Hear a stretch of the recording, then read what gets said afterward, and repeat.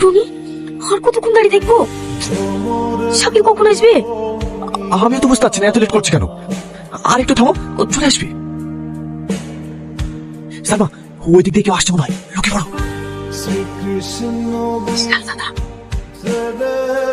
ওইখানে আপনার কোনো ছেলে মেয়ে আছে, দিদা আমি এই দিক দিয়ে যাবো, ধরে বিচ্ছে গেছো।